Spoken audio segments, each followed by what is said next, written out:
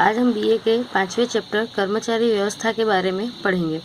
कर्मचारी व्यवस्था यानी कर्मचारियों की व्यवस्था कैसे होनी चाहिए, किस प्रकार का स्टाफिंग होना चाहिए, स्टाफ मेंबर्स कैसे नियुक्त किए जाने चाहिए, उसके बारे में हम यहाँ पे डिटेल में पढ़ेंगे। प्रस्तावना। औद्योगिक क्रांति होने के पश्चात उद्योगों ने विशाल पैमाने पर उत्पादन कार्य प्रारंभ किया। प्रारंभिक क्रम में उनमें कोई निश्चित कार्य पद्धति नहीं थी। अल्प खर्च में अधिक लाभ प्राप्त करने की प्रवृत्ति प्रारंभ हो गई। परिणाम स्वरूप कर्मचारियों का शोषण होना प्रारंभ हो गया। 19वीं सदी के अंतिम भाग में विशिष्ट सूझ वाले संचालकों को समझ में आया कि उत्पादन की जड़ साधन सामग्री की तुलना में भावनाशील कर्मचारी अधिक महत्वपूर्ण हैं। उनको समझ में आया कि यंत्र स्वयं नहीं चलते हैं बल्कि कर्मचारी उसे चला। भले कितनी भी टेक्नोलॉजी का आविष्कार हो जाए, लेकिन उनको भले बटन दबा के ही क्यों ना काम होता है, लेकिन बटन दबाने के लिए भी तो कर्मचारी की जरूरत पड़ती है। तो संचालकों को मतलब कि आधुनिक सूझबूझ वाले संचालकों को समझ में आया कि यंत्र स्वयं नहीं चलते हैं बल्कि कर्मचारी उन्हें चलाते हैं। परिणाम स्वरूप कर्मचारियों की भर्ती, चयन, नियुक्ति, पदोन्नति, स्थानांतरण, प्रशिक्षण आदि के लिए वैज्ञानिक पद्धति की आवश्यकता का अनुभव हुआ। तो कर्मचारियों की भर्ती भी वैज्ञानिक तरीके से करने की शुरुआत की गई। तो कर्मचारी व्यवस्था यानी स्टाफिंग। कर्मचारी व्यवस्था का कार्य संचालन के अन्य कार्यों जितना ही महत्वपूर्ण है। यह व्यक्ति विकास की प्रक्रिया है। पूर्व संचालन में मानव तत्वों को चाहिए उतना महत्व नहीं दिया गया था, लेकिन बाद में मानव तत्वों को भी महत्व दिया गया। इकाई में श्रेष्ठ आयोजन किया गया हो तथा व्यवस्था तंत्र की रचना उचित रूप से की गई है। यदि कर्मचारियों का चयन अयोग्य है तथा प्रशिक्षण में कमी हो तो इकाई सफल नहीं हो सकती है। इकाई की सफलता कर्मचारियों की काम करने की शक्ति और वृत्ति पर आधारित होती है। कर्मचारी व्यवस्था एक इकाई में कार्यरत कर्मचारी से संबंधित प्रक्रिया है। तो यहाँ कर्मचारी व्यवस्था में कर्मचारियों को महत्व दिया गया है, उसके बारे में बताया गया है। विचार। सामान्य अर्थ में कर्मचारी व्यवस्था अर्थात इकाई के लिए आवश्यक कर्मचारी प्राप्त करने, विकसित करने और सुरक्षित रखने के साथ संबंधित है। विस्तृत अर्थ में कर्मचारी व्यवस्था अर्थात कर्मचारियों की भर्ती, चयन, प्रशिक्षण, पदोन्नति और उनकी निवृत्ति के बाद के कार्यों का समावेश किया जाता है।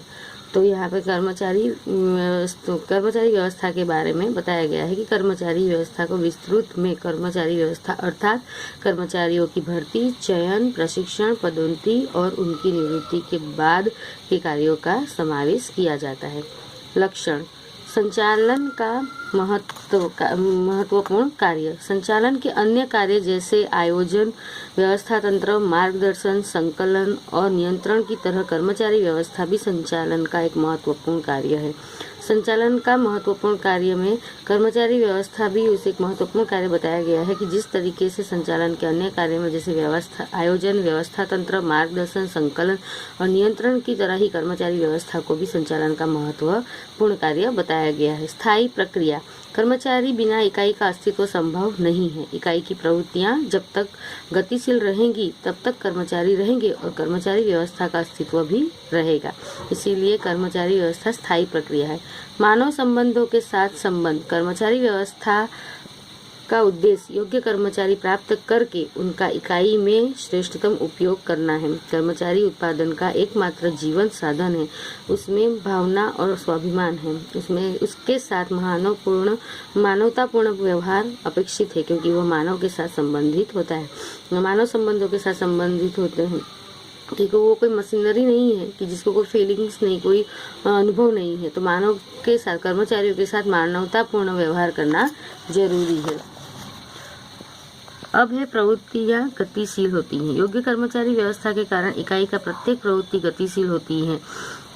अन्य कार्यों के साथ संबंध। संचालन के अन्य कार्य जैसे आयोजन, व्यवस्था तंत्र, मार्गदर्शन, संकलन और नियंत्रण के साथ कर्मचारी व्यवस्था का भी संबंध होता है। छठा है विस्तृत प्रवृत्ति। कर्मचारी व्यवस्था मात्र श्रमिक कल्याण की ही प्रवृत्ति नहीं होती है, परंतु यह श्रमिकों को प्राप्त करने, सुरक्षित रखने, शिक्षित करने और विकसित करने का भी कार्य करती है।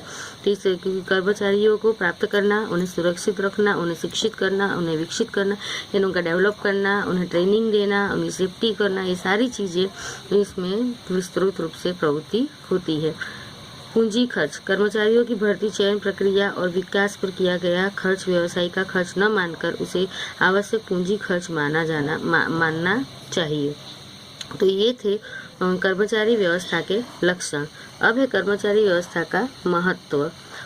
संचालन के क्षेत्र में कर्मचारी संचालन का विशिष्ट स्थान है। जैसे जैसे उद्योगों का विकास होता गया वैसे वैसे इसका महत्व बढ़ता गया है। कर्मचारी के बिना व्यवस्था तंत्र आत्मा बिना अस्थि कंकाल जैसा है। जड़ यंत्रों की सुरक्षा उत्पादन में वृद्धि कर सकती है। कर्मचारी तो बहुत अच्छे परिणाम दे सकते हैं। व्यावसायिक इकाई के भविष्य का आधार अन्य शक्तियों की तुलना में उसमें कार्यरत कर्मचारियों पर अधिक है। ये इकाई के एकमात्र जीवन साधन है। इनको भौतिक साधनों की रक्षा में नहीं रखा जा सकता है, क्योंकि इनमें भावना और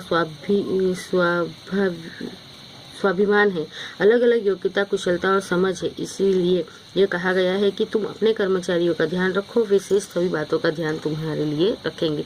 जो इकाई के मालिक कर्मचारियों के बारे में ध्यान देते हैं, कर्मचारियों का ध्यान रखते हैं, तो वो कर्मचारी भी पूरी तरीके से अपनी इकाई के प्रति या अपने मालिक के प्रति समर्पित होते हैं।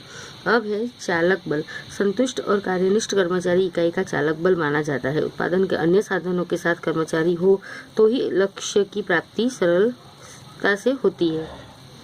दूसरा है प्रवृत्तियां गतिशील होती हैं। योग्य कर्मचारी व्यवस्था व्यावसायिक इकाई की प्रत्येक प्रवृत्ति को गतिशील करती है। तीसरा है संचालन के अन्य कार्यों के लिए आवश्यक। संचालन के अन्य कार्य जैसे कि आयोजन, व्यवस्था तंत्र की रचना, संकलन, मार्गदर्शन और नियंत्रण जैसे कार्यों के लिए कर्मचारी व्यवस्था आवश्यक है। चौथा है इकाई के हाथ पैर। संचालन के आयोजन का कार्य मानव शरीर के मस्तिष्क जैसे स्थान रखता है। जो कर्मचारी व्यवस्था मानव शरीर के हाथ पैर का स्थान रखती है, इनके बिना इकाई की प्रवृत्तियां नहीं हो सकती हैं। पांचवा है कर्मचारियों में संतोष। कर्मचारी की शिकायत, कठिनाई और को समझकर उसका शीघ्र समाधान किया जा सकता है। इकाई के कार्यों का उचित आयोजन और इन कार्यों के योग्य विभाजन के कारण कर्मचारी में संतोष की भावना पैदा होती है। छठा है संबंधों में सुमेल। उचित कर्मचारी व्यवस्था के कारण इकाई में संतोषकारक वातावरण पैदा होता है। इसमें स्वामी और श्रमिक के मध्य संबंधों में सुमेल बना रहता है। सातवां है इकाई की प्रतिष्ठा में वृद्धि। संतुष्ट और कार्यनिष्ठ कर्मचारी इकाई की अमूल्य संपत्ति हैं। ये व्यवसायिक इकाई की प्रतिष्ठा में वृद्धि करते हैं।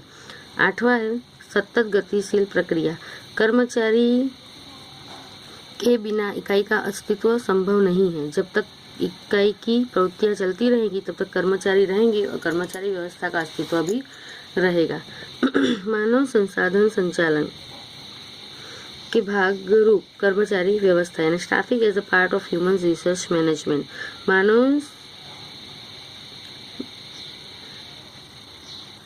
मानव संसाधन संचालन यह लक्ष्य प्राप्ति के लिए आवश्यक कर्मचारियों का आयोजन करना, उनकी प्राप्ति, सुरक्षा और उनके विकास की प्रक्रिया है।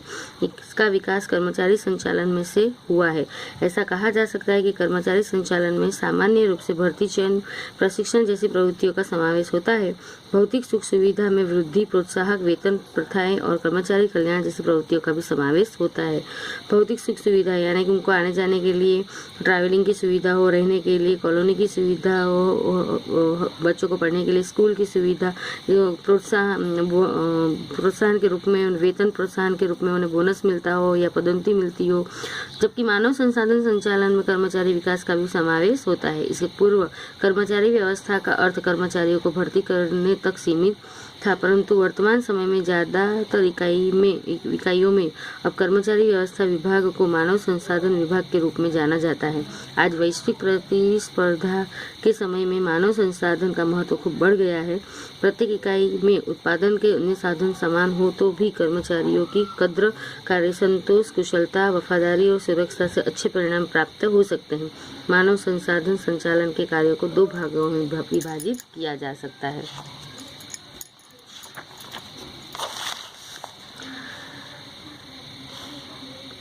पहला है आयोजन से संबंधित